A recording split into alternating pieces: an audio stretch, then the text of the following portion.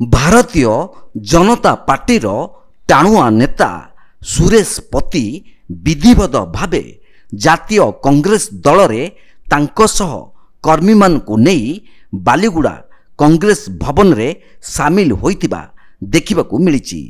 କନ୍ଧମାଳ ଜିଲ୍ଲା ବାଲିଗୁଡ଼ା ବିଜ୍ଞାପିତ ଅଞ୍ଚଳ ପରିଷଦରେ ଅତି ଜଣାଶୁଣା ସୁପରିଚିତ ସୁରେଶ କୁମାର ପତି ଦୀର୍ଘ ବର୍ଷ ଧରି ବିଜେପି ଦଳରେ ସକ୍ରିୟ ନେତା ଭାବେ କାର୍ଯ୍ୟ କରି ଆସୁଥିଲେ।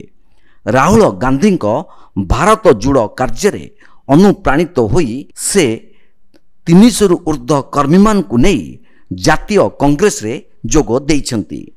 ଏହି ମିଶ୍ରଣ ପର୍ବରେ ଜାତୀୟ କଂଗ୍ରେସ ଦଳର ଜିଲ୍ଲା ସଭାପତି ଚନ୍ଦ୍ରଶେଖର ପରିଡ଼ାଙ୍କ ଉପସ୍ଥିତିରେ କଂଗ୍ରେସ ଭବନକୁ ସୁରେଶ ପତିଙ୍କୁ ପୁଷ୍ପମାଲ୍ୟ ଦେଇ ସ୍ୱାଗତ କରିଥିଲେ।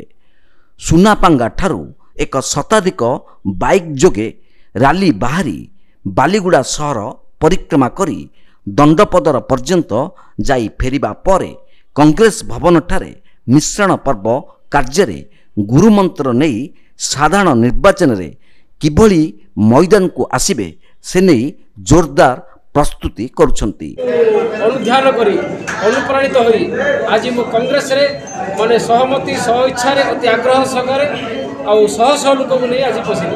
ଯେହେତୁ କି ଆମେ ଦିନ ଦିନ ଦେଖିଲୁ ଯେ ବ୍ରିଟିଶର ଶାସନ ଆମର ଚାଲିଛି ଏଠି ଓଡ଼ିଶା ରାଜ୍ୟରେ।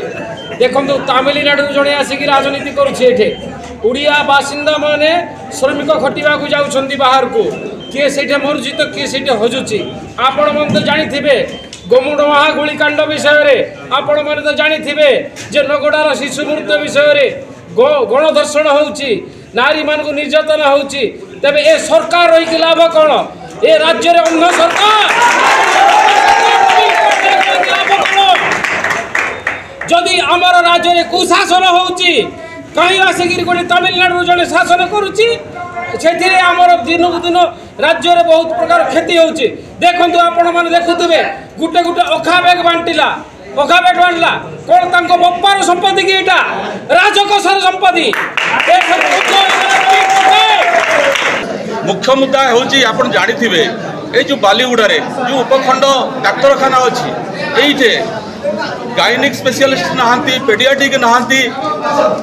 ଯାହା ରିପୋର୍ଟରେ ଏବେ ରିସେଣ୍ଟଲି ବି ଆମେ ଦେଖିବାକୁ ପାଇଛୁ ଏ ଗୋଟାଙ୍ଗୀ ଗାଁରେ ଗୋଟିଏ ଶିଶୁଟା ବି ଏଇଠି ଠିକ୍ ଭାବରେ ଟ୍ରିଟମେଣ୍ଟ ହେବା ପାଇଁ ପାଇନାହାନ୍ତି। ସେ ତାଙ୍କ ମାଆଟା ମୃତ୍ୟୁବରଣ କରିଛନ୍ତି। ତେଣୁ ଏହାଠୁ ଆଉ କ୍ଷୋଭର ବିଷୟ କ'ଣ ଅଛି ଏଠି? ତେଣୁ ଏହିସବୁ ନାନା ପ୍ରକାର ଚାଷ ପାଇଁ ହେଉ, ଶିକ୍ଷାର ହେଉ, ରାସ୍ତାଘାଟର ବିକାଶ ହେଉ, ଏଇ ଆଲୋକର ବିକାଶ ବି ହେଇନାହିଁ, ଏଠି ପିଇବା ପାଣି ଲୋକଙ୍କୁ ମିଳିନାହିଁ।